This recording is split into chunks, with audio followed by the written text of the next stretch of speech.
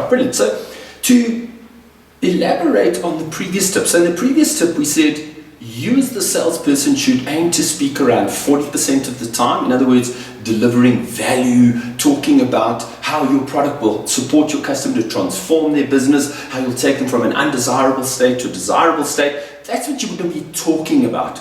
But the questions, you want to be asking sufficient questions spread evenly throughout the sales conversation, because it's no good asking 20 canned questions up front and then running out of steam. You are the one who, when you asking questions, when you are engaging your customer, it's about a conversation. So what you want to be having is, you don't want to be asking questions because you feel you have to ask questions. You want to keep things flowing. You want to keep things just moving along smoothly. You want to be asking the right amount of questions, and you want to be asking those questions spread evenly throughout the conversation, so that the questions don't seem canned, but they're rather conversation creators. Because remember, questions feed the flames of conversation. So you want to feed the flames of conversation with open-ended questions.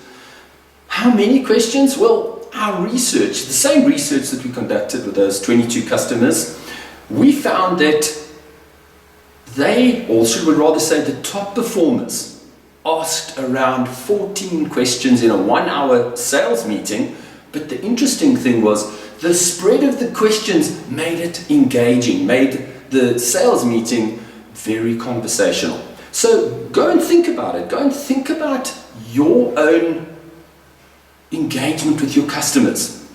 Are you preparing questions? Do you have, for example, have you prepared an understanding of, once I've got all of these questions answered, I can prepare a really powerful proposal. So before you even go to see the customer, the first thing that you want to do is you want to research. So you go online, you research the organization, you research the individual, and you try to answer as many of those questions as possible. Remember, you've pre-prepared a whole lot of questions saying, when I know all of these answers, I can prepare a really powerful proposal.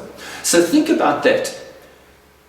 What questions can you answer before the meeting with research? And then you prepare an agenda. Remember, you prepare an agenda, and that agenda that you take to the meeting or send to the customer before the meeting contains all of those questions.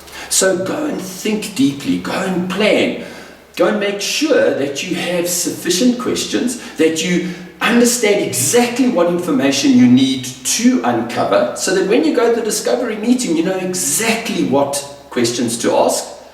Make sure that you ask the questions in a conversational way that encourages conversation, so that the meeting doesn't feel canned, but it rather feels like you care, that you put your customers' interests ahead of your own, but most importantly, you're engaging in a conversation, not a sales encounter.